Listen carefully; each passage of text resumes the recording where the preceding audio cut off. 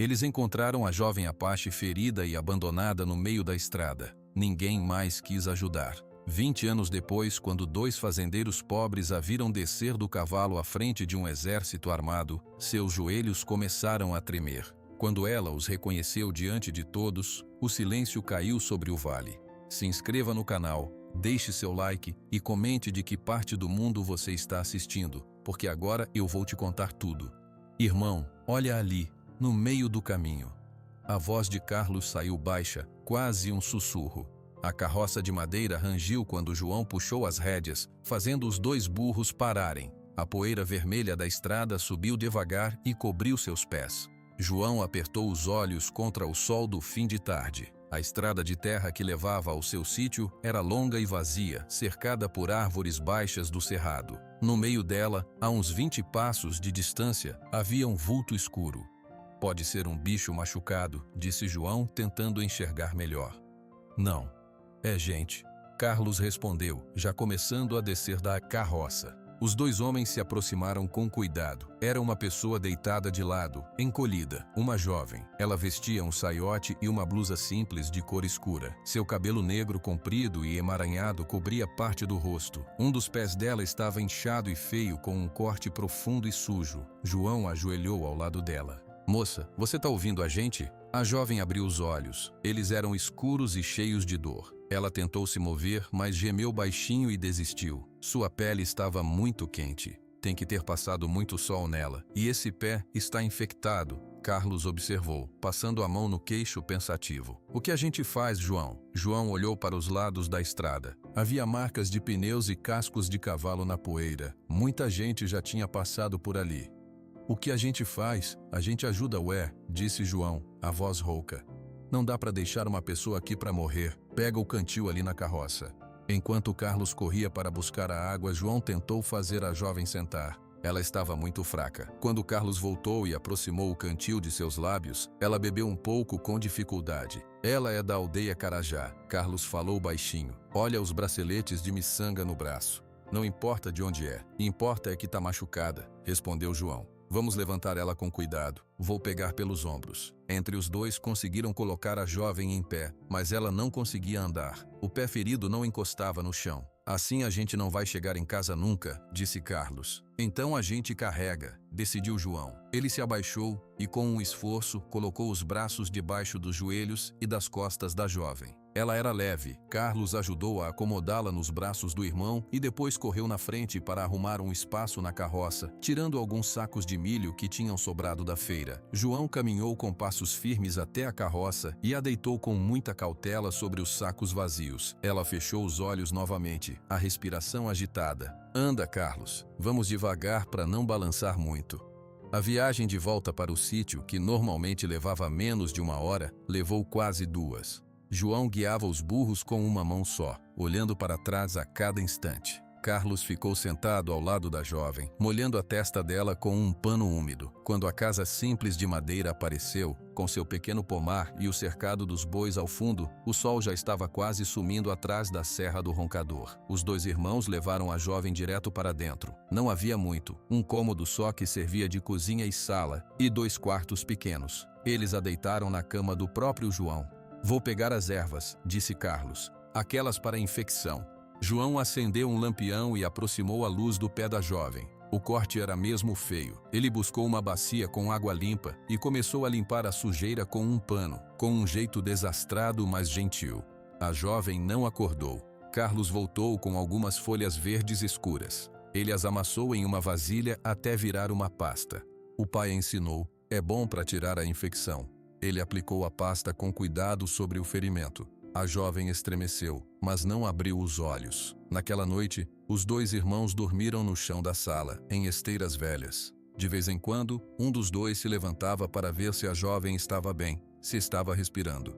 Amanheceu, e nos dias que se seguiram, uma rotina silenciosa se instalou no sítio.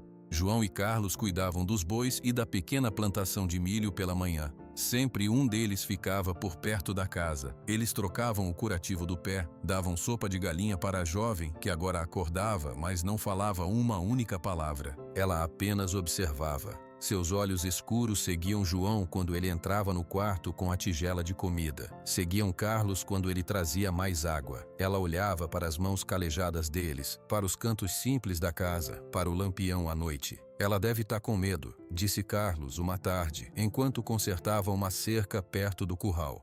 Não conhece a gente, a língua dela deve ser outra. Medo ou não, ela tá melhorando. João respondeu martelando uma estaca. O pé tá fechando. A febre sumiu. É o que importa. Passaram-se 7 dias. Na manhã do 8º dia, João acordou com o primeiro canto dos pássaros. Algo estava diferente. O silêncio da casa era mais profundo. Ele se levantou e foi até a porta do quarto. A cama estava vazia. A janela, que sempre ficava fechada, estava aberta. As esteiras onde eles dormiam no chão estavam dobradas e arrumadas num canto. No meio da mesa da cozinha, em cima do pano de mesa xadrez, havia 2 pequenos braceletes de miçanga colorida. João pegou os braceletes na mão, seus dedos grossos envolvendo as continhas miúdas. Ele olhou para Carlos, que agora estava na porta do quarto com o rosto surpreso. Ela se foi, sem um ruído, sem uma palavra de agradecimento. Carlos caminhou até a janela aberta e olhou para fora, para a névoa da manhã cobrindo a serra. Ela deve ter ido para casa, ele falou baixinho. João apenas assentiu com a cabeça, fechando a mão em volta dos braceletes. A vida no sítio voltaria ao normal agora. Aos bois, à plantação, ao silêncio da Serra do Roncador. A jovem indígena era apenas um capítulo estranho e quieto que tinha acabado. Ele guardou os braceletes em uma lata de metal velha, em cima do armário. Era o fim da história. Ou pelo menos, era o que eles pensavam naquela manhã tranquila. Aracy caminhou pela mata fechada por 3 dias. O pé ainda doía, mas a pasta de ervas dos homens e o descanso tinham feito bem. Ela conhecia cada árvore, cada pedra daquele caminho. Quando o som do rio Araguaia ficou mais forte e o cheiro de fumaça de fogueira chegou ao seu nariz, seu coração apertou de saudade. Ela saiu da mata e viu as ocas da sua aldeia à beira do rio. Algumas crianças que brincavam na água a viram primeiro. Aracy voltou! O alvoroço foi instantâneo. Mulheres saíram das ocas, homens deixaram seus concertos de canoas. Em instantes ela estava cercada. Sua mãe, Itainara, a abraçou com força, chorando. Onde você esteve? Procuramos por toda a parte. Eu me perdi. Caí num lugar cheio de pedras afiadas. Aracy explicou. A voz fraca. 2 homens da cidade, me ajudaram. Um silêncio caiu sobre o grupo. Os olhares se tornaram sérios. Um homem mais velho, com o rosto marcado por linhas profundas, se aproximou. Era seu pai, o pajé Aruan. Eles te fizeram mal? Sua voz era grave e calma. Não, Aracy respondeu olhando direto nos olhos do pai. Eles me curaram, me deram comida e um lugar para dormir. Não me tocaram, só me ajudaram. Aruan estudou o rosto da filha por um longo momento. Depois, acenou com a cabeça. Você está em casa agora, vamos cuidar desse pé.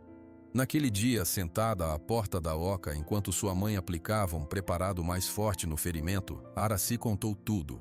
A estrada de terra, a carroça, os 2 irmãos de olhos cansados e mãos gentis. A casa simples, o silêncio deles, a pasta de folhas verdes. Eles não pediram nada? Perguntou Itainara. Nada, só sumiram de manhã cedo, para eu descansar. Um era mais falante, o outro só olhava, mas os 2 eram bons. Seu pai, que escutava tudo em silêncio enquanto fazia uma nova flecha, falou sem levantar os olhos. O mundo deles é diferente do nosso, filha. A bondade deles é uma semente. Pode crescer ou pode morrer na terra ruim. Você foi sorte. Aquela frase ficou na cabeça de Aracy. Uma semente. As luas foram passando. O pé de Aracy sarou completamente, deixando apenas uma marca clara na pele. A vida na aldeia voltou ao normal. Pescar no rio, coletar frutas, preparar o alimento para a época seca. Mas algo em Aracy tinha mudado. Ela começou a prestar mais atenção nas conversas dos mais velhos quando homens não indígenas apareciam na beira do território. Ela ouvia as palavras grileiro, documento falso, cerca. Eles querem a terra, explicou Aruan uma noite em frente ao fogo. A terra que é nossa por direito, da floresta, do rio. Eles veem só madeira e pasto, não veem a vida. E o que a gente faz? Perguntou Aracy. A gente resiste, disse o pai. A gente conhece a mata, eles não. Mas a luta é cada vez mais difícil. Aracy não se contentou em só ouvir. Quando um professor da Cidade Branca, um homem bom chamado Leonardo, começou a visitar a aldeia uma vez por mês para ensinar português e as leis do país, Aracy foi a primeira a sentar-se perto dele. Eu quero aprender, ela disse. Quero ler os papéis que eles trazem. Leonardo ficou surpreso. É difícil, Aracy. A língua deles é complicada. Minha cabeça é forte, ela respondeu firme. E ela aprendeu. Aprendeu a ler palavras simples. Aprendeu o que era um título de propriedade. Aprendeu que no mundo dos brancos um papel com assinatura valia mais do que uma vida inteira cuidando da floresta. Certo dia, quando o professor Leonardo chegou, seu rosto estava sério. Tem novidades não boas, ele falou para Aruan e outros líderes, com Aracy ouvindo atentamente. Na vila de São Gabriel, perto da Serra do Roncador, está chegando muita gente de fora. Homens com dinheiro. Eles estão comprando terras de pequenos agricultores, às vezes forçando a venda. O nome de um deles é Valdir de Castro. Aracy sentiu um frio na espinha. São Gabriel. Era perto de onde os dois irmãos viviam. Eles vêm para cá? Perguntou Aruan. É possível. A terra de vocês é cobiçada. Por enquanto eles estão nas bordas, mas a fome deles é grande. Naquela noite Aracy não conseguiu dormir. Ela saiu da oca e foi até a beira do rio, onde a lua se refletia na água parada. Ela pensou nos dois homens, João e Carlos. Eram bons, mas seriam fortes. O mundo deles estava ficando perigoso. Ela colocou a mão no bolso do vestido e tocou os dois objetos que sempre levava consigo desde aquele dia. Duas pequenas pedras lisas que ela tinha pego do riacho perto da casa deles. Era sua lembrança. A bondade deles era uma semente. Aracy a guardava no coração. Mas, olhando para a floresta escura, ela sentiu que tempestades estavam chegando. E sementes precisam de um solo seguro para crescer. Ela não sabia se o solo onde aqueles homens viviam ainda era seguro. A poeira levantada pela caminhonete preta ainda não tinha baixado quando João chegou até a cerca. O fio farpado estava cortado de novo. Um trecho inteiro de uns 10 metros jazia no chão como uma cobra morta. Do outro lado, as pegadas dos pneus eram profundas na terra macia, marcando onde o veículo tinha passado para dentro da pastagem.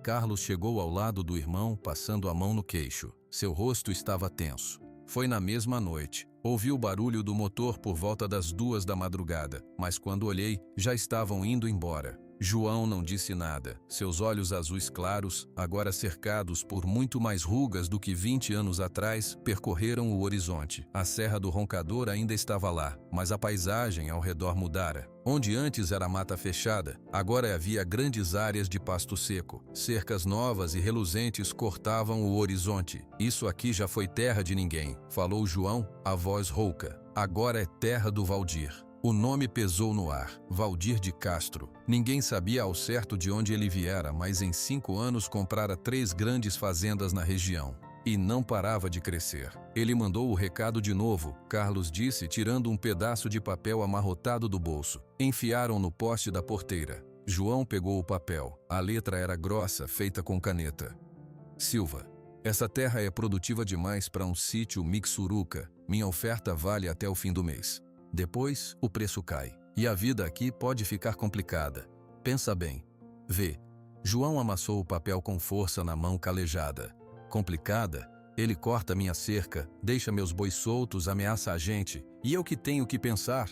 Ele quer que você reaja, João, disse Carlos, tentando manter a calma. Quer que você vá lá com raiva, faça uma besteira. Aí ele usa a lei contra você. Ou pior, manda os capangas dele. E aí a gente fica parado, só espera ele tomar tudo? A voz de João subiu de tom. Você viu o que fizeram com o seu Osmar na fazenda do lado?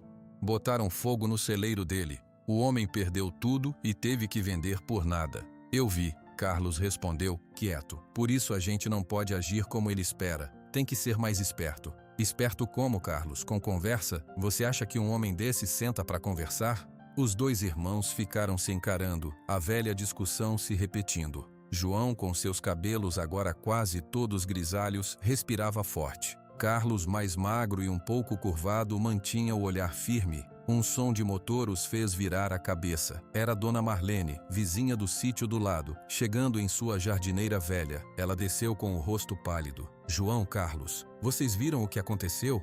A cerca de novo, Dona Marlene, disse João apontando. Não, moço, pior. Ela engoliu em seco. Na terra dos índios, lá no vale sagrado deles, apareceram uns homens hoje de manhã, andando por tudo com umas bandeirinhas vermelhas, marcando as árvores. Os carajás estão lá, perto, olhando. A tensão tá feia. Carlos fechou os olhos por um instante. Valdir, ele tá apertando de todos os lados. O que a gente faz? Perguntou Dona Marlene, sua voz tremendo. João olhou para a cerca caída, depois para o horizonte, na direção do vale. A semente de uma ideia perigosa começou a brotar em sua mente, regada pela raiva e pelo desespero. A gente se defende, ele falou baixinho. João, não começa, Carlos implorou. Como é que não, irmão? Ele vai cercar a gente por todos os lados, vai tomar a terra dos índios, depois a nossa, depois a de todo mundo, e a gente vai ficar aqui, sendo esperto, esperando a boiada passar? E pegar em armas vai resolver? Carlos argumentou, se aproximando. Você atira em um capanga, e o Valdir tem 10. Você acerta o Valdir, e a polícia que ele põe no bolso te prende. Aí sim ele toma tua terra, e você vai apodrecer numa cadeia. João apertou os punhos. Sabia que o irmão tinha razão, mas a sensação de impotência era um fogo dentro dele. Então me diz, Carlos, me diz o que a gente faz. Carlos respirou fundo, olhou para Dona Marlene e depois para o irmão. A gente não está sozinho. O seu Osmar, o Tião da venda, o pessoal da comunidade e os Carajá, todos estão sendo pressionados. Se a gente se isola, ele quebra a gente um por um. Mas se a gente se encontrar, todo mundo, trocar ideia, ver o que cada um sabe, o que cada um viu. Uma reunião? Perguntou Dona Marlene com uma centelha de esperança. Mais que uma reunião, disse Carlos. Uma forma de a gente saber que não está sozinho. O Valdir trabalha no escuro e no medo. A gente precisa trazer um pouco de luz. João sacudiu a cabeça, ainda relutante. E os índios? Você acha que eles vêm sentar com a gente? A gente não é amigo deles, Carlos. Carlos olhou para longe na direção do vale. Lembrou-se de uma jovem de pé ferido, de olhos silenciosos observando-os na casa simples, 20 anos atrás. Não sei, João, mas sei que o inimigo deles é o mesmo que o nosso. Às vezes, isso já é um começo. Naquela noite, enquanto Carlos tentava fazer uma lista de nomes na cozinha, João ficou na varanda, olhando as luzes distantes de uma das fazendas de Valdir. A raiva ainda fervia nele, mas a ideia do irmão fazia um pouco de sentido, unir os fracos. Mas uma dúvida maior o atormentava. Será que não era tarde demais? Do Vale dos Carajá, na escuridão, o vento trouxe um som muito fraco. Pode ter sido o uivo de um lobo, ou pode ter sido o som de um tambor. João não conseguiu distinguir. Ele só sentiu que o ar estava pesado, carregado de algo que ainda não tinha acontecido. O cheiro chegou primeiro. Era um cheiro amargo, doce de uma forma errada, que entrou pela janela aberta da casa antes do amanhecer. João acordou tossindo. Ele se sentou na cama, os ossos rangendo, e olhou para o céu ainda escuro através do vão. Uma luz laranja fraca pulsava no horizonte, na direção do vale. Ele saiu da cama e foi até a porta. Carlos já estava lá, em pé na varanda, uma silhueta estática contra o clarão distante. É fogo, disse Carlos sem virar. Onde? A voz de João saiu grossa pelo sono e pela tensão. No vale, onde os Carajá têm as árvores antigas, o lugar sagrado deles. João sentiu um nó se formar no estômago. Ele vestiu a camisa e calçou as botas rapidamente. Os dois homens subiram no velho jipe de João e seguiram pela estrada de terra em direção ao clarão. Conforme se aproximavam, o céu ia ficando mais claro, mas não era o sol, era o reflexo sujo das chamas. Quando chegaram a um ponto alto, desceram do carro. A visão fez o coração de ambos parar. Uma cortina de fogo laranja e vermelha subia da mata no fundo do vale. O som era um rugido baixo e constante, interrompido pelo estalo seco de troncos quebrando. Fumaça negra subia em colunas grossas, manchando o céu da manhã. Meu Deus, sussurrou Carlos. Do lado oposto do vale, perto da borda da mata que ainda não pegara fogo, eles viram movimento. Pequenas figuras humanas correndo. Eram os Carajá, tentando salvar o que podiam, jogando baldes de água numa batalha perdida contra o inferno. Valdir. A palavra saiu da boca de João como um cuspe. Foi ele. Tem que ter sido. A gente não viu nada, João. Não pode acusar sem prova. Prova? Olha isso, Carlos. Quem mais faria uma coisa dessas? Quem mais quer aquele pedaço de terra limpo? A raiva de João fervia, misturada com um desespero impotente. Ele fez isso para quebrar eles, para mostrar que pode tudo. Um carro chegou atrás deles. Era Tião, o dono da venda de São Gabriel, com sua caminhonete velha. Ele desceu, o rosto pálido sob a luz das chamas. Vocês viram? Todo mundo na vila tá vendo. É o fim do mundo. Alguém viu alguma coisa? Perguntou Carlos, seu jeito prático tentando encontrar um fio de esperança. Tião balançou a cabeça desolado. O Zé do posto falou que viu uma caminhonete escura passar pela estrada principal de noite umas 3 da manhã, mas não deu para ver placa, nem quem estava dentro. É ele, insistiu João. Ele manda os capangas fazerem o serviço sujo, sempre longe, sempre no escuro. De repente, um novo som subiu acima do rugido do fogo. Começou baixo, como um zumbido, e foi ficando mais forte. Era um som de vozes, vozes cantando. Um canto grave, triste e cheio de uma raiva antiga vinha do lado da mata onde os carajás estavam. Os 3 homens ficaram em silêncio ouvindo. O canto parecia conversar com o fogo, desafiar as chamas. Era um som de dor, mas também de aviso. Eles não vão perdoar isso, falou Tião assustado. Isso aqui foi a gota d'água. Carlos olhou para o irmão.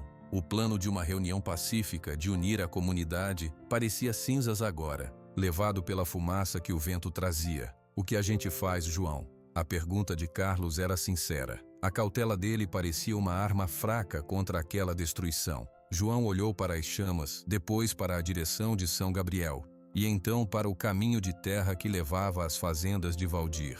Seus olhos azuis claros refletiam o fogo.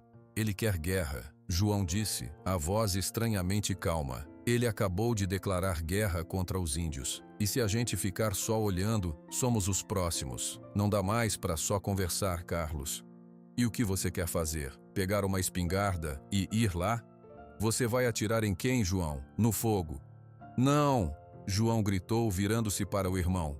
Eu vou até a cidade, vou na delegacia, vou contar o que a gente sabe. Vou juntar o seu Osmar, a dona Marlene, todo mundo que ele ameaçou. Vamos levar nossas vozes. Se a polícia não fizer nada, aí a gente vê. Era um plano, frágil, cheio de falhas, mas era a ação. Carlos viu a determinação no rosto do irmão e sabia que não podia detê-lo. Talvez não devesse. Vou com você, disse Carlos finalmente. O canto dos carajá continuava no ar, misturado com o cheiro de cinzas. Era um lamento e um grito de guerra. As chamas no Vale Sagrado não estavam apenas queimando árvores, estavam queimando a última chance de paz. A delegacia de São Gabriel era uma sala pequena e quente. O delegado, um homem de bigode chamado Fontes, ouviu João e Carlos com os olhos meio fechados, como se estivesse com sono. Então vocês acham que foi o senhor Valdir? Ele disse, não perguntou. Não achamos. Sabemos, disse João, as mãos apoiadas na mesa. Ele ameaçou todo mundo, cortou cercas. Agora o fogo no vale. O senhor Valdir é um homem respeitado, contribui muito para o progresso da região, falou o delegado, olhando para uma pilha de papéis. E vocês têm alguma prova? Alguém viu os homens dele ateando fogo? Carlos se inclinou para a frente. Delegado, o Zé do posto viu uma caminhonete, e o padrão é claro, só ele se beneficia com isso. Padrão não é prova, seu Carlos, é suposição. O delegado suspirou. Vou anotar a ocorrência, e vou dar um pulo na fazenda do senhor Valdir para conversar. Mas sem prova, minhas mãos estão atadas. A sensação de derrota era um peso dentro do jipe na volta para o sítio. A poeira da estrada parecia mais espessa, o céu mais cinza. Ele está comprado, falou João, amargo. Ou tem medo. Pode ser só preguiça mesmo, disse Carlos, mas não acreditava no que dizia. Eles passaram pela vila. O clima estava estranho. As poucas pessoas na rua conversavam em grupos baixos, olhando para as colinas. A loja do Tião estava fechada, embora fosse meio-dia. Quando chegaram em casa, a primeira coisa que João viu foi a porteira aberta. Ninguém tinha ficado para trás para abri-la. Ele desceu do jipe, o coração batendo forte, mas não havia ninguém, só um silêncio pesado. Foi Carlos quem ouviu primeiro. João, escuta. Era um som surdo que vinha de longe. Bum, bum, bum. Não era contínuo. Era um ritmo, um tambor. Mais um se juntou ao primeiro, e depois outro. Logo, vários tambores batiam juntos, ecoando pelas paredes da serra. O som era grave, firme e parecia vir de todas as direções ao mesmo tempo. São eles, sussurrou Carlos. Do sítio deles no alto conseguiam ver parte da estrada que levava à vila. De repente, um carro apareceu, correndo, levantando uma nuvem de poeira. Era o carro do Tião. Ele parou na frente da cerca, quase sem frear. Vamos, tem que ir para a vila, agora! Ele gritou, o rosto desesperado. O que está acontecendo, Tião? João gritou de volta. Os índios, eles estão vindo, são muitos, vêm armados, é uma guerra, João. João e Carlos se entreolharam por uma fração de segundo. O som dos tambores estava mais forte, preenchendo o ar. Sem falar mais nada, os dois correram e pularam na carroça do Tião. A vila de São Gabriel era um caos. Pessoas corriam, trancavam portas, puxavam crianças para dentro de casa. Todos se aglomeravam na praça principal, o único lugar aberto. O medo era um cheiro no ar, mais forte que a poeira. João e Carlos se juntaram ao grupo. Dona Marlene estava lá, segurando um rosário. Seu Osmar, o rosto ainda marcado pela perda do celeiro, estava ao lado dela, de braços cruzados, tentando parecer forte. "Olhem!" Alguém gritou, apontando para a colina leste. No topo do morro, na beirada da mata, uma figura apareceu. Depois outra, e mais outra. Em fila, silenciosos, eles começaram a descer. Guerreiros e guerreiras Carajá. Seus corpos estavam pintados com listras vermelhas e pretas. Nas mãos, arcos, lanças, bordunas. Seus rostos eram sérios, impenetráveis. Eram muitos, muitos mais do que a população da vila. Eles desciam com um passo lento e determinado, em perfeito silêncio. O único som era o bater constante dos tambores, que agora parecia sair da própria terra. O grupo na praça se apertou como um só corpo. Algumas crianças choraram. "Meu Deus, eles vão acabar com a gente", choramingou uma voz. João sentiu um vazio no peito. Era isso, era o fim. Ele procurou por Carlos e viu o irmão ao seu lado, pálido, mas de pé. Sem pensar, João deu um passo à frente, colocando-se na frente de Dona Marlene e dos outros. Carlos fez o mesmo, ficando ao lado dele. Se fossem os primeiros a cair, que fosse. Os Carajá pararam a uma boa distância da praça, formando um semicírculo amplo. O silêncio deles era mais assustador que qualquer grito. Então, o grupo se abriu. Uma mulher saiu das fileiras. Ela montava um cavalo castanho forte. Seu cabelo estava em longas tranças entrelaçadas com penas vermelhas. Ela usava um vestido de couro simples e seu rosto pintado com uma linha preta sob os olhos era uma máscara de autoridade fria. Era Araci. Mas não a jovem assustada de 20 anos atrás. Era uma líder. Ela olhou para o grupo amedrontado na praça. Seu olhar varreu os rostos até pousar nos dois homens na frente, em João, em Carlos. Ela desceu do cavalo com um movimento fluido. Segurava uma lança longa. Com passos firmes e sem pressa, ela começou a caminhar em direção à praça, sozinha. Cada passo dela ecoava no coração de João. Ele a reconheceu. Os olhos. Eram os mesmos olhos escuros que tinham observado ele, cheios de dor e silêncio. Naquela cama há uma vida. Araci parou a poucos metros deles. O ar parou de circular. Ninguém respirou.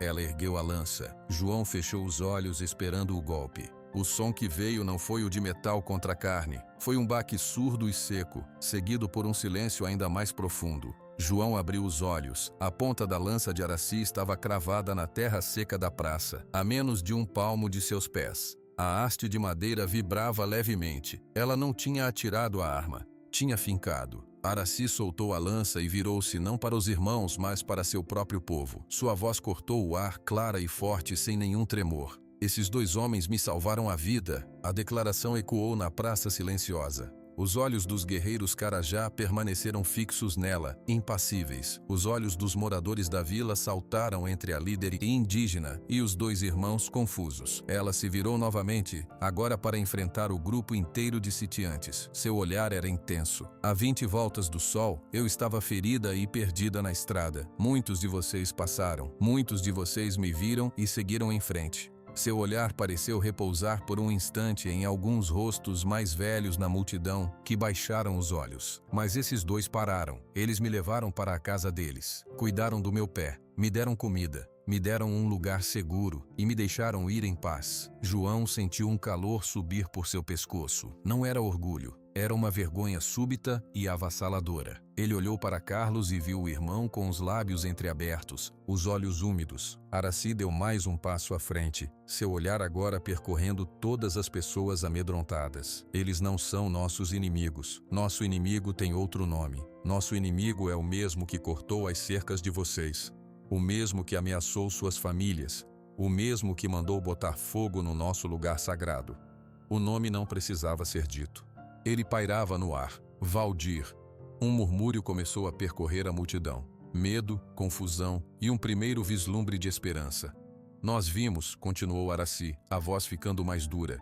2 dos nossos jovens estavam caçando na noite do fogo. Eles se esconderam e viram 3 homens. Um deles deu a ordem. Eles ouviram o nome, Valdir de Castro. Um choque percorreu a praça. Era a prova que ninguém tinha. Nós não viemos para a guerra contra vocês, disse Araci, finalmente olhando diretamente para João e Carlos. Viemos porque a guerra já chegou para todos, e sozinhos ele vai nos quebrar. Juntos, talvez tenhamos uma chance. João abriu a boca, mas nenhum som saiu. A emoção travou sua garganta. Foi Carlos quem falou primeiro, sua voz saindo baixa, mas firme. O que a senhora propõe, Araci? Foi a primeira vez que um deles disse seu nome. Os olhos dela piscaram, um rápido brilho de reconhecimento. Proponho que paremos de olhar um para o outro com medo, ela respondeu. E começamos a olhar juntos para o homem que quer acabar com os dois nossos mundos. João finalmente encontrou sua voz. Soou áspera, carregada de um peso que ele carregava há semanas.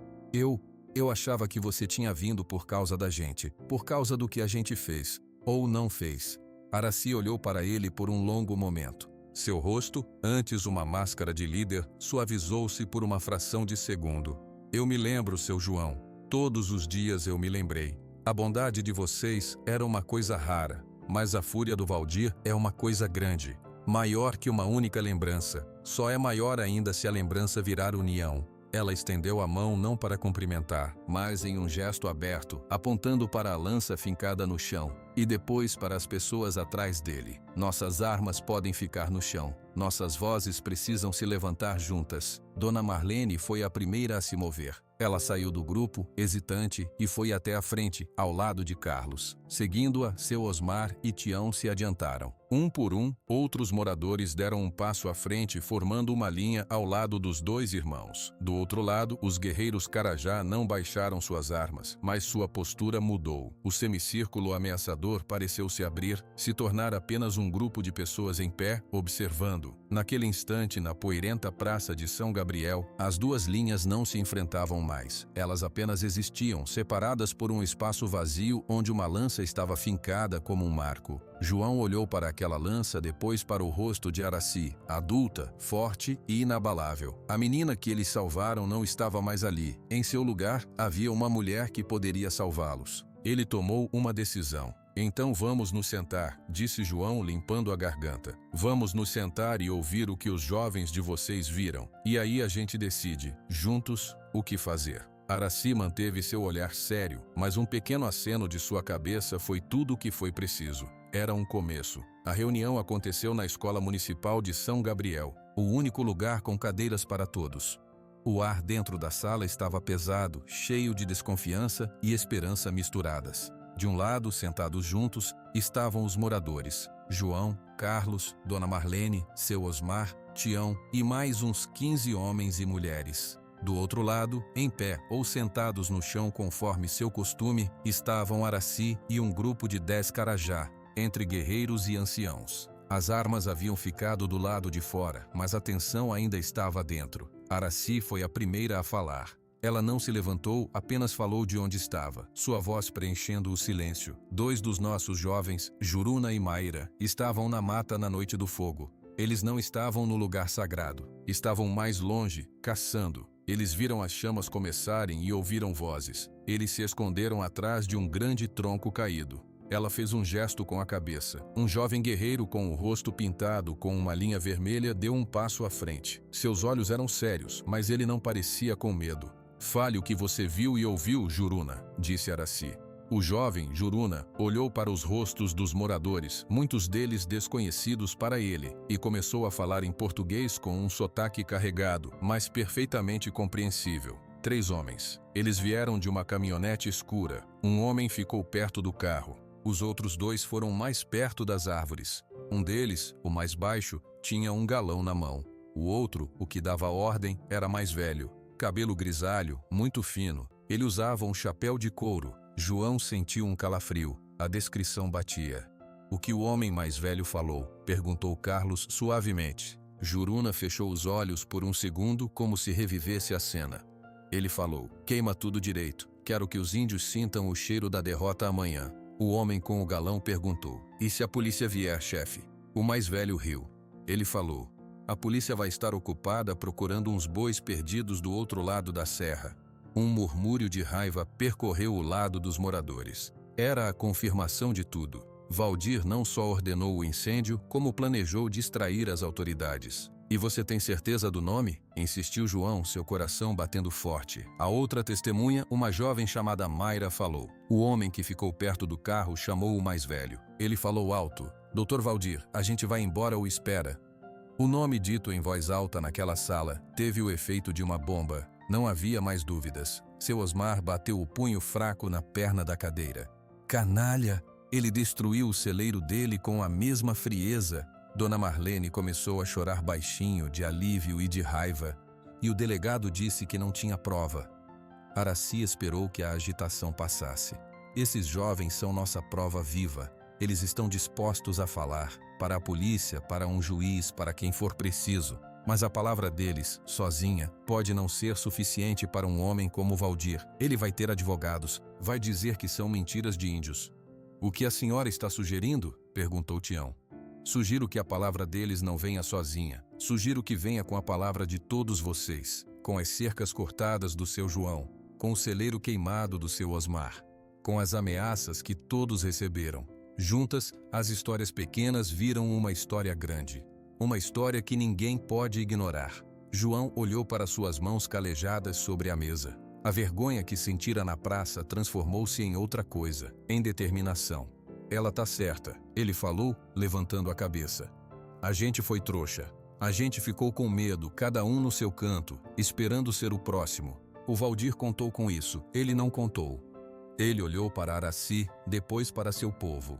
Ele não contou com a gente se juntar. Carlos acenou com a cabeça, um raro sorriso quase tocando seus lábios. É a única coisa que a gente não tentou, a união. E como a gente faz isso? Perguntou uma mulher do fundo da sala.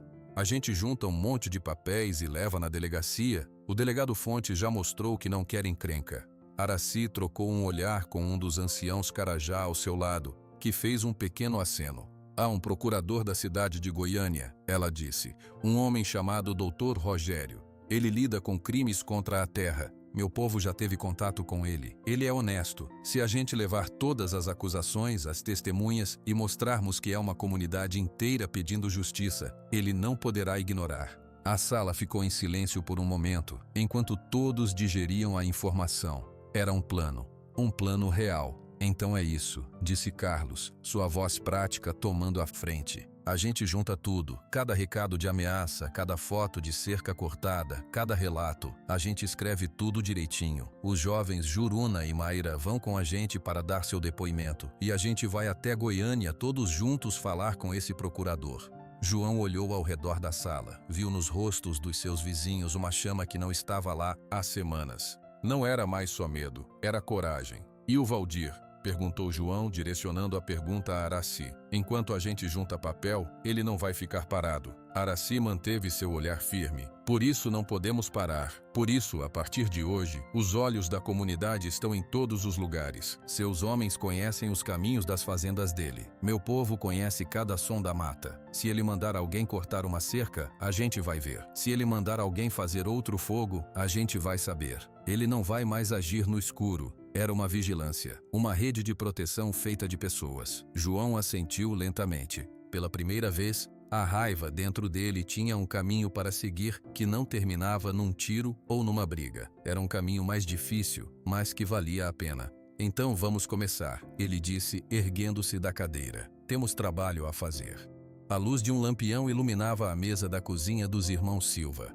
Sobre a madeira áspera, estava espalhado um verdadeiro arquivo da injustiça. Os papéis ameaçadores de Valdir, fotografias borradas de cercas cortadas, o relato escrito à mão por seu Osmar sobre o incêndio do celeiro e uma folha limpa onde Carlos começara a listar nomes. Ao redor da mesa estavam João, Carlos e Araci. O resto da comunidade havia ido para casa, incumbido de vigiar. Os 3 líderes naturais ficaram para traçar o plano. O procurador em Goiânia vai levar tempo para nos receber, disse Carlos, passando a mão no queixo. E mesmo com as testemunhas, o processo é lento. O Valdir não vai ficar sabendo e ficar de braços cruzados. Exato, concordou Araci. Ela apontou para o mapa simples da região que Carlos desenhara. Ele vai atacar de novo. É a natureza dele. Para proteger o gado, o cachorro late. Para proteger a ambição, o Valdir morde. João observava o mapa, seus olhos seguindo os contornos da serra e os rios. Ele sempre manda os capangas, sempre. o Ramiro, o Baiano e o outro, o Gago. Eles são os que fazem o trabalho sujo. O Valdir fica na fazenda dele, longe, como se não soubesse de nada. Conhecemos os capangas, disse Carlos, e sabemos que eles sempre usam o mesmo caminho, pela estrada velha do córrego seco, quando vêm para este lado. É mais escondido. Araci inclinou-se sobre o mapa. Seu dedo indicador, marcado por pequenas cicatrizes, percorreu uma área verde que representava a mata fechada. E o meu povo conhece a floresta, conhece cada trilha, cada clareira. Sabemos nos mover sem ser vistos, podemos estar em qualquer lugar e ninguém nos ouve chegar. Um silêncio caiu na sala, enquanto a ideia se formava no ar, juntando as peças. Então, João começou devagar. Em vez de a gente esperar o ataque deles na nossa cerca, a gente sabe por onde eles vêm, e a gente sabe se esconder na mata ao redor desse caminho. Isso, disse Araci com um brilho nos olhos. Não para atacar. Nós não queremos violência. Queremos encurralar. Mostrar que eles não estão mais no escuro. Que agora, cada movimento deles tem muitos olhos. Carlos sorriu. Um sorriso verdadeiro de planejador. Uma armadilha, mas sem arame. Uma armadilha de gente, no lugar certo, na hora certa. Como a gente sabe a hora certa? Perguntou João. O Valdir é previsível, explicou Carlos. Sempre que manda um recado e a gente não obedece, ele manda a visita dos capangas em 3 ou 4 dias. Ele mandou o último recado anteontem. Araci fez um cálculo rápido. Então eles podem vir depois de amanhã, ou no dia seguinte, sempre de noite. Certo, disse João, a adrenalina começando a correr em suas veias de uma forma nova, não de raiva cega, mas de propósito. Aí é o seguinte, a gente espalha a notícia. Amanhã todo mundo precisa parecer ocupado, normal, mas às escondidas, os homens que puderem e o pessoal do seu povo que você escolher, Araci, a gente se encontra no fim da tarde no ponto mais alto perto da estrada velha. A gente se esconde e espera. E quando eles vierem? Perguntou Carlos. Araci olhou para os 2 irmãos, sua expressão séria. Quando eles vierem, nós saímos, de todos os lados, da mata de trás das rochas, não com armas em riste, mas presentes. Formamos um círculo ao redor deles, um círculo de pessoas, muitas pessoas. Mostramos que a comunidade inteira está vendo. João imaginou a cena. Os capangas em suas motos ou na caminhonete, sendo cercados não por policiais, mas por fazendeiros, indígenas, mulheres e homens comuns. O susto, a sensação de que o jogo mudou.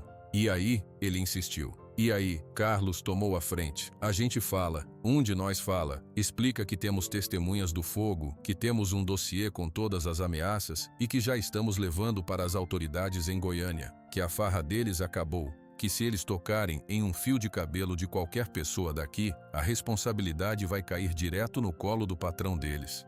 Isso pode fazer eles recuarem? Questionou João. Pode, disse Araci. Homens como esses são fortes contra o fraco e solitário. São covardes contra muitos. O objetivo não é prender eles ali. É mandar uma mensagem clara para o Valdir. Ele perdeu o controle. O medo agora é dele. João balançou a cabeça impressionado. Era um plano arriscado, mas inteligente. Usava a força do número e da surpresa, não da violência. Era algo que Carlos teria sonhado e que Araci sabia executar. Tem um problema, falou Carlos, seu lado prático voltando à tona. Como a gente junta todo mundo sem que os olheiros do Valdir na vila percebam? Araci permitiu-se um pequeno sorriso. Isso é com o meu povo. Nossos jovens podem levar recados de casa em casa sem usar as estradas, e podemos nos encontrar dentro da mata, longe de olhos curiosos. Seu povo só precisa chegar aos pontos que combinarmos. Naquela noite, pela primeira vez em muitas semanas, João sentiu algo diferente enquanto se deitava. Não era apenas alívio, era a antecipação de uma luta que finalmente fazia sentido. Eles não estavam mais apanhando, estavam prestes a dar o primeiro golpe, um golpe de união. O mato era quieto demais. João conseguia ouvir seu próprio coração batendo. Ele estava agachado atrás de um arbusto espinhoso, ao lado de Carlos. À sua direita, meio escondida atrás de uma árvore, estava Araci. Em volta, espalhados pela vegetação, estavam mais de 50 pessoas. Homens e mulheres de São Gabriel e guerreiros Carajá, todos parados, todos esperando. O céu estava quase sem luz quando o som chegou. O ronco baixo de um motor vindo da estrada velha de terra. É eles, sussurrou Carlos. Sua mão bateu levemente no joelho, um sinal de nervosismo. Araci fez um gesto com a mão, um movimento leve, um sinal para ficarem prontos. Os faróis da caminhonete apareceram, cortando a escuridão. O veículo andava devagar, como se os homens inside estivessem procurando algo. Ele parou a uns 30 metros de onde a emboscada estava armada. A porta do motorista abriu. O baiano desceu, esticando as costas. O Ramiro saiu do lado do passageiro. O Gago ficou na caçamba, olhando ao redor. Nada por aqui não, falou o baiano, acendendo um cigarro. Vamos só dar uma olhada na cerca do velho e ir embora. O chefe quer pressão. Foi o momento. Araci soltou um assobio agudo que soou como o canto de um pássaro noturno. De todos os lados as pessoas saíram do mato. Não correram. Apenas caminharam para a frente, em silêncio. Eles saíram das sombras e formaram um grande círculo ao redor da caminhonete e dos 3 homens. O baiano jogou o cigarro no chão, assustado. O Ramiro levou a mão à cintura, mas parou quando viu a quantidade de gente. O Gago na caçamba ficou imóvel, os olhos arregalados. Eram homens de macacão, mulheres com vestidos simples, idosos com chapéus na mão. E entre eles, os Carajá, com seus rostos sérios e postura firme. Não havia armas à mostra, só pessoas, muitas pessoas. João deu um passo à frente, Carlos ao seu lado. Araci veio pelo outro lado, fechando o triângulo. "O que é isso? O que vocês querem?" gritou o baiano, tentando parecer bravo, mas sua voz falhou. "A gente quer conversar", disse João, sua voz ecoando na noite quieta. "A gente quer que vocês levem um recado para o seu patrão." "Não levamos recado para ninguém", rosnou o Ramiro. "Vocês vão levar esse", falou Carlos calmamente. Ele ergueu uma pasta de plástico. "Aqui dentro tem cópia de todas as ameaças do Valdir. Tem fotos de todas as cercas cortadas. Tem o depoimento assinado de 2 testemunhas que viram ele ordenar o incêndio no Vale dos Carajá." Os 3 capangas trocaram olhares. O Gago desceu da caçamba, hesitante. "É mentira", disse o baiano. "Não é mentira." A voz de Araci cortou o ar como uma faca. Ela apontou para 2 jovens Carajá que estavam na linha de frente. "Eles viram, eles ouviram, e vão repetir isso para a polícia, para o procurador, para o juiz. A farra de vocês acabou." De repente, o som de sirenes distantes subiu pelo ar. Luzes azuis e vermelhas piscaram na curva da estrada principal. 2 carros de polícia e uma viatura do Ibama surgiram levantando poeira. Os capangas ficaram paralisados. A delegado Fontes desceu do primeiro carro, seu rosto estava tenso. Com ele havia um homem de terno, o procurador Dr. Rogério e alguns agentes federais. "O que está acontecendo aqui?" perguntou o delegado, olhando para a multidão e depois para os capangas. Foi o Dr. Rogério quem respondeu, examinando os papéis que Carlos lhe entregou. "O que está acontecendo, delegado, é que temos provas suficientes para conduzir o senhor Valdir de Castro para depor. E esses 3 homens também." Ele olhou para os capangas. "Vocês estão detidos por suspeita de dano ambiental, ameaça e invasão de propriedade."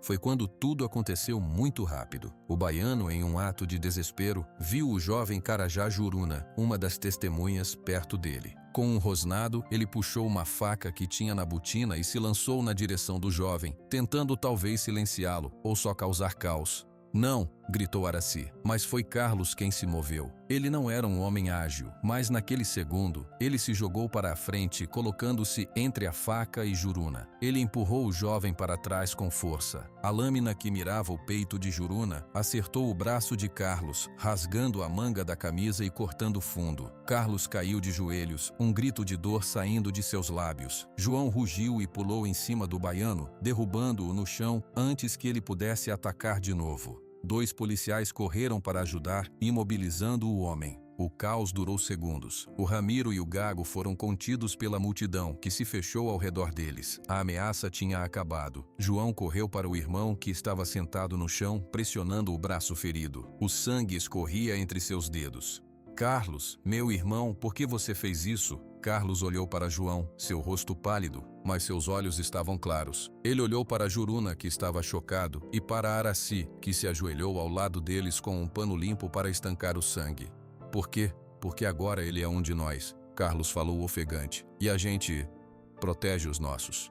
Araci apertou o pano contra o ferimento, seus olhos encontrando os de Carlos. Não havia palavras, mas um entendimento completo passou entre eles. O sacrifício de um irmão por um filho da outra comunidade selava com sangue a aliança que as palavras tinham começado. Enquanto os agentes levavam os capangas e partiam para prender Valdir, e os paramédicos que vieram com o Ibama cuidavam de Carlos, a multidão não se dispersou.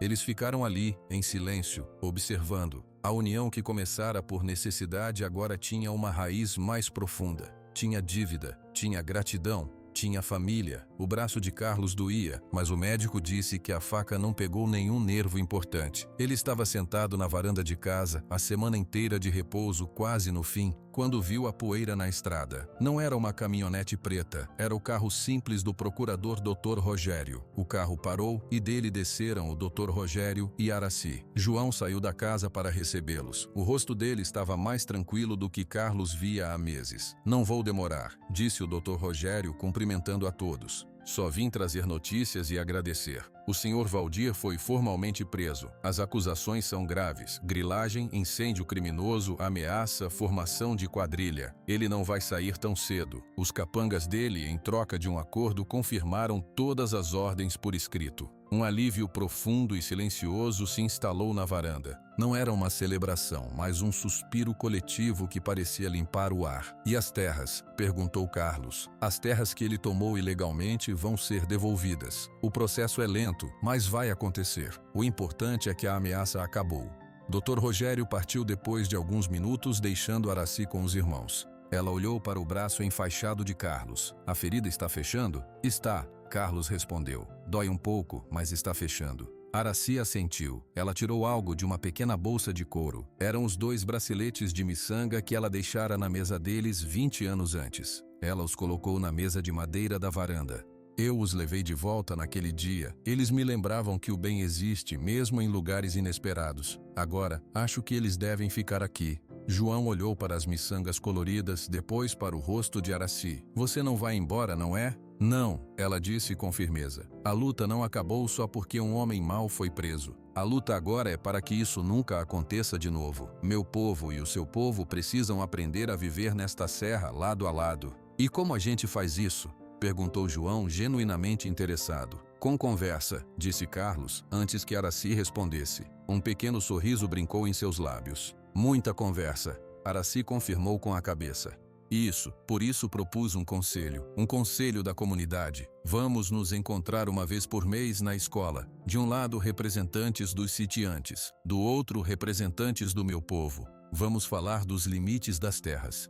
Onde pode plantar, onde é sagrado e não se toca, onde os animais podem passar. Como podemos nos ajudar?" João coçou a cabeça pensativo. Eu não sou homem de muitas reuniões, Araci. Eu sou homem de fazer. E é por isso que você é importante, ela respondeu. Porque você fala o que pensa. E nós precisamos ouvir o que você pensa para encontrar um caminho que todos consigam andar. Pela primeira vez, João não sentiu a raiva antiga, a vontade de enfrentar. Sentiu uma responsabilidade diferente, maior. "Eu vou estar lá", ele prometeu. "Eu também", disse Carlos, "mas só se me deixarem sentar porque esse braço ainda dói." Todos riram, um som leve e raro naquela varanda. Algumas semanas depois, a primeira reunião do conselho aconteceu. A escola de São Gabriel estava cheia. De um lado da mesa estavam João, Carlos, Dona Marlene e seu Osmar. Do outro, Araci, o jovem Juruna, o ancião Aruan, pai de Araci, e uma mulher mais velha da aldeia. A conversa foi difícil no começo. Havia desconfiança, palavras duras, medos antigos, mas a lança estava fincada no chão da praça e o braço de Carlos estava enfaixado. Eles lembravam a todos o preço da desunião e o valor da coragem. Aos poucos, acordos simples foram surgindo. Um mapa grande foi colocado na mesa. Os Carajá mostraram os locais sagrados, os cemitérios ancestrais, as fontes de água que não podiam ser tocadas. Os fazendeiros mostraram suas áreas de plantio, suas pastagens, suas estradas de acesso. Não era perfeito, havia discussão, mas havia escuta. João, olhando para aquele mapa onde o território de todos estava desenhado, entendeu. A coragem não era segurar uma arma, era segurar a língua e ouvir. Era ceder um pouco para ganhar muito. Carlos, ao seu lado, viu no rosto sério de Araci a mesma determinação de sempre, mas agora direcionada para construir, não para enfrentar. Ele confiara nela, uma estranha, e ela devolveu com a salvação de todos. Fora da escola, a serra do Roncador parecia respirar mais fundo. O ar ainda carregava o cheiro da terra queimada, mas também o cheiro de uma chuva que havia caído na noite anterior, lavando a poeira. Novos caminhos estavam sendo abertos, não por tratores, mas por pessoas dispostas a caminhar juntas.